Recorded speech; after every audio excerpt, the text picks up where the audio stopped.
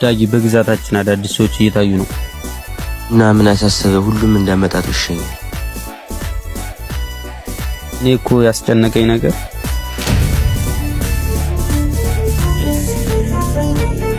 ምን ኬዝ ነው? ከወንድ ጋር ሆነ አይደብርም ስትጠቅሳት? አንተ ቀስ ብላ አውራኝሽ።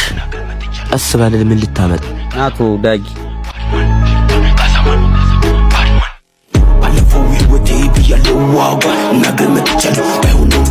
በቃቸው እኔ ልገባ ነው። እሺ ግን እያደረክ ያለው ነገር ታውቀዋል? ምን አደረኩ? ለማትታመንልህ ሴት እንደዚህ መሆን ተገቢ ነው?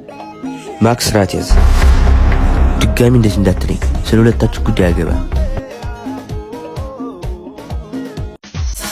ተወደነው እንጂ ወደንም አልነበር ቀንሰቶ ቀን ሲሽር በማን ሲባል